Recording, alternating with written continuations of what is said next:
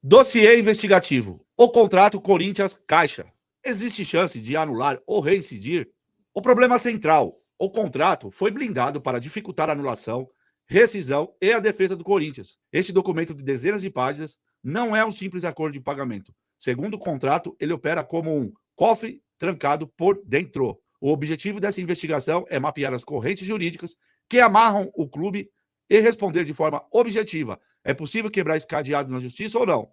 Aí tá lá, na lupa: blindagem contratual, anulação, rescisão e defesa. O que o contrato diz? A Caixa poderá declarar antecipadamente vencido o contrato, exigindo o pagamento imediato da dívida, independentemente de aviso, sob diversas condições resolutivas, cláusula 17 e a cláusula 5. Por que isso é grave? Coloca o clube sob ameaça constante de execução total da dívida, reduzindo drasticamente a margem de erro ou de renegociação amigável. Traduzindo para o torcedor: se o Corinthians tropeçar em regras super rígidas, a Caixa pode apertar um botão de pânico, cancelar o parcelamento e cobrar a dívida inteira de uma vez só, na mesma hora. Qual a chance de questionar? Depende da análise jurídica aprofundada. Cláusulas de vencimento antecipado são comuns em bancos, mas a justiça pode intervir se os gatilhos forem considerados desproporcionais ou abusivos, que é o caso aqui, né? Que é o caso aqui.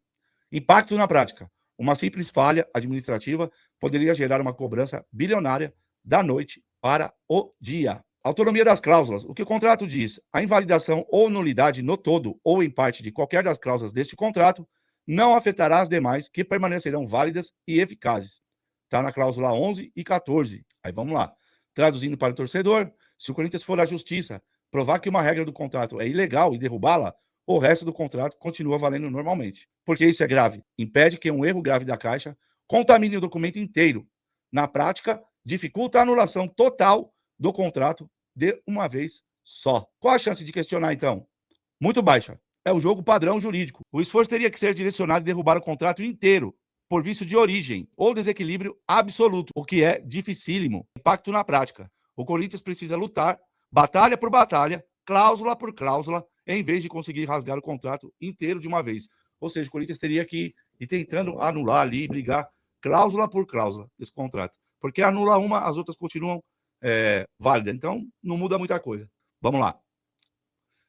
Desistência de embargos à execução. O que o contrato diz? A beneficiária renunciará ao direito em que se funda os embargos à execução opostos pela beneficiária contra a ação de execução. Cláusula 21. Traduz, porque eu não entendi porra nenhuma. O clube assinou um documento prometendo abrir mão do seu principal mecanismo de defesa na justiça. Olha isso, mano. O clube assinou um documento prometendo abrir mão do seu principal mecanismo de defesa na justiça, caso a Caixa decida cobrar a dívida à força. Aí não tem o que fazer, né? No chat, aí não tem o que fazer, cara. Corinthians assinou um documento prometendo que abriria mão se precisasse defender, caso a Caixa decidisse cobrar a dívida, cara. Meu Deus do céu, velho. Por que isso é grave, Márcio? É como entrar no ringue já com as mãos amarradas. Você aceita que o banco execute seus bens e bloqueie suas contas sem poder usar sua melhor defesa para barrar o processo. Qual a chance de questionar isso? Pode ser questionado judicialmente, com boas chances. Tribunais superiores, o STJ, frequentemente anulam cláusulas onde a parte renuncia antecipadamente ao seu direito fundamental de defesa, por ser considerado abusivo. Isso aqui é extremamente abusivo. Isso aqui é um estupro. Só que aceitaram, cara. É isso que dói. Aceitaram, assinaram. Não é foda, velho? Como que você, cara, assina um documento prometendo abrir mão do seu principal mecanismo de defesa para se defender caso a Caixa queira cobrar toda essa dívida à força? Como que você assina um documento abrindo mão disso? É como falou aqui o estudo, ó. É como você entrar num ringue de mão amarrada, mano. Não tem jeito, cara. E qual que é o impacto disso na prática, Márcio? Se a Caixa bloquear as contas do clube amanhã, o Corinthians terá muito menos armas jurídicas rápidas para tentar suspender o bloqueio. Vamos lá aqui, ó. O slide 6. Caráter irrevogável e irretratável. O que o contrato diz? As obrigações assumidas neste contrato. Olha isso, cara. Pô, é difícil, hein, mano? Pô, com todo respeito, viu, gente? Vocês que assinaram aí esses contratos. Pô, eu sou leigo, cara. Sabe? Mas você assinar um contrato que tem caráter irrevogável e irretratável já é abusivo por si só. Traduzindo para o torcedor, o Corinthians declarou que não pode voltar atrás, desistir se arrepender, olha isso, cara, ou cancelar o que combinou. Não importa o que aconteça no futuro. Gente do céu, o que é isso? Por que isso é grave, Márcio? Tranca a porta por dentro e joga a chave fora. Obriga o clube a seguir regras que podem se tornar insustentáveis, ignorando mudanças no cenário financeiro do futebol. Tá, mas existe alguma chance de questionar isso? Cláusulas irrevogáveis podem ser quebradas se houver prova de coação, desequilíbrio extremo ou fato imprevisível. Teoria da imprevisão. Mas é uma subida íngreme. É uma subida íngreme nos tribunais. Ou seja, quase impossível. Quase impossível. Márcio, e qual que é o impacto do Corinthians ter assumido isso nesse contrato? Na prática, gente, dificulta a defesa do clube numa simples tentativa administrativa de romper o acordo. Obriga a briga a ir inevitavelmente para os tribunais.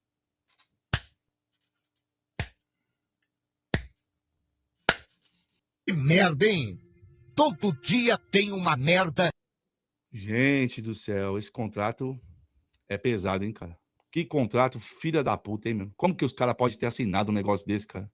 Vamos lá, o 7º slide. Cessão fiduciária e asfixia de receitas. O que o contrato diz aí nessa questão? Estabelece a cessão fiduciária de conta vinculada, garantindo à Caixa, olha isso aqui, ó, garantindo à Caixa a integralidade de valores de direitos de transmissão e recebíveis de bilheteria relativos ao clube e ao estádio, traduzindo para o torcedor. Dinheiro da TV e da venda de ingressos não cai na conta do Corinthians, cai direto numa conta amarrada ao projeto controlado pelo banco. Já pensou, mano? O que foi colocado em garantia aí, Márcio? Direitos de transmissão, TV aberta, fechada, pay-per-view, streaming. 100% da bilheteria da Neoquímica Arena vai para a Caixa. Olha outra coisa interessante aí, ó. Name rights. O contrato com a Neoquímica Arena, dos name rights, vai nada pro Corinthians, tudo pros caras. E por que isso é grave? Porque asfixia, sufoca o fluxo de caixa diário do clube. O Corinthians vive de sobra. E eu vou te falar, hein, meu. E o incrível, sabe o que é mais incrível de tudo isso? Que com todas essas amarras aqui, ó, os caras recebem tudo que entra no Corinthians. E não paga o estádio nunca. Se tudo praticamente que entra de receita no clube vai pra Caixa. Eu não entendo isso, cara. Como que não paga? Não faz sentido, mano. Se eles drenam praticamente hoje quase tudo que entra, 100% das ações da Arena é deles, cota de TV, 50% de premiação, parte dos jogadores, dos atletas. Como que não... Qual a chance de questionar esse contrato? Muito difícil de anular completamente, pois a alienação fiduciária é a base legal de grandes empréstimos no Brasil. Pode ser questionada se a retenção paralisar o funcionamento vital do clube. Obrigação de jogar 90% na Arena. O que o contrato diz aí? Sediar na Arena, no mínimo, 90% dos jogos com mando de campo do clube em competições oficiais, até a liquidação total do financiamento. Tudo isso aqui, cara, a Caixa está fazendo para poder receber. Concorda? Traduzindo para o torcedor, o Corinthians é obrigado a jogar praticamente todas as suas partidas em Itaquera, até pagar a última parcela da dívida.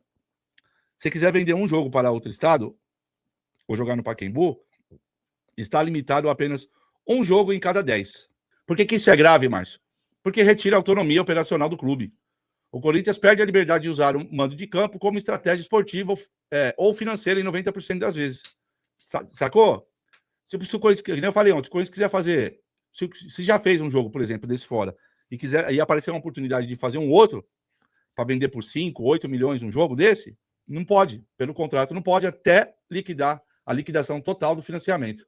E qual que é a chance de questionar isso, Márcio? Pode abrir debate jurídico sobre abusividade por interferir diretamente na atividade fim, o esporte, de uma associação civil, limitando sua gestão de forma excessiva.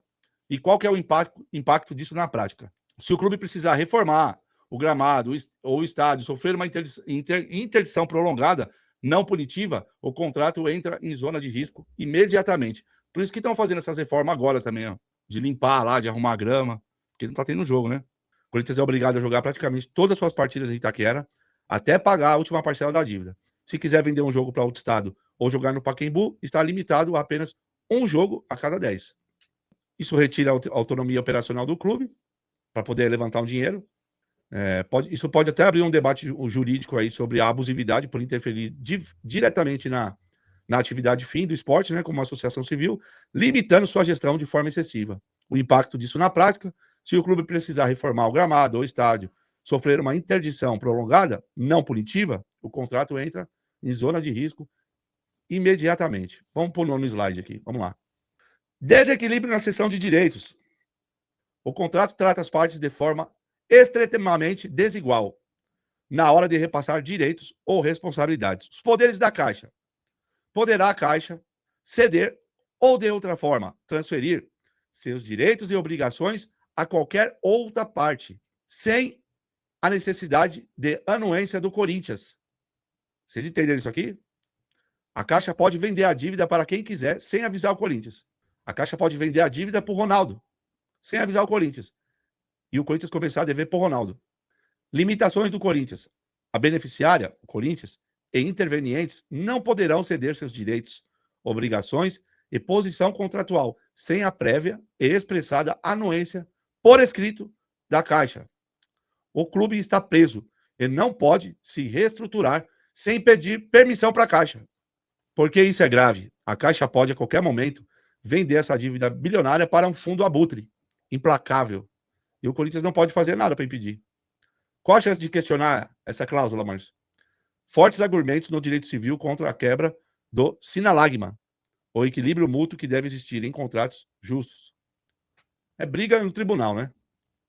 Resumindo, briga no tribunal. Vamos lá. Controle sobre as dívidas. O que o contrato diz? É motivo de vencimento antecipado a decretação de qualquer dívida do clube em montante igual ou superior a 40 milhões. Traduzindo para o torcedor, se qualquer pessoa, empresa ou jogador cobrar na justiça uma dívida de 40 milhões ou mais, e o juiz bater o martelo ou o clube for protestado, a Caixa pode considerar o acordo da Arena quebrado e cobrar tudo que o clube deve a ela. Uai, isso aqui é interessante, hein? O Corinthians deve mais de 40 para o Memphis, hein? Por que isso é grave, Márcio? Para um clube do tamanho do Corinthians, que fatura quase 1 bilhão por ano, 40 milhões é um teto de endividamento irrisório. Coloca a Arena em risco por causa de processos trabalhistas ou contratações mal sucedidas. Márcio, tem alguma chance do Corinthians questionar essa cláusula? Pode ser considerado abusivo por desproporcionalidade. A dívida isolada de 40 milhões, menos que 5% da receita do clube, não comprova a insolvência. Qual que é o impacto disso na prática? Funciona como uma arma engatilhada contra a cabeça da gestão, travando movimentos de expansão e aumentando o terror em processos judiciais de ex-jogadores. Isso está no contrato da Caixa, viu, gente? Não é da minha cabeça, não, viu? Contrato da Caixa. Contrato da Caixa. Vamos para o próximo. Vamos lá. Existe caminho jurídico? O veredito da nossa investigação aqui, nossa, do Poucas Ideias com vocês. Anular todo o contrato por fraude ou má-fé é extremamente improvável, sem prova de crimes que não estão evidentes no papel. Contudo, existe margem legal clara para questionar e derrubar a ação de várias cláusulas correntes, as algemas jurídicas. Safiel, é por isso que essa Safiel é importante aqui, ó. Porque se essa Safiel entra, ela além de pagar, ela vai questionar tudo isso aqui, ó. E derrubar a ação de várias cláusulas correntes. Mas lembra lá no slide anterior? Tem que brigar cláusula por cláusula. Não dá para pegar o contrato inteiro e rasgar, não. Primeiro aqui, desequilíbrio contratual. A lei proíbe contratos onde uma parte tem todos os poderes e a outra só tem obrigações sufocantes. Fundo social e asfixia. O direito brasileiro não permite que uma dívida seja executada de forma a matar a instituição. Travar 100% de receitas vitais de uma associação centenária. Abusividade de defesa. Renunciar ao direito de se defender, embargos, é amplamente contestável no STJ. Mas o Corinthians assinou um documento abrindo mão de se defender.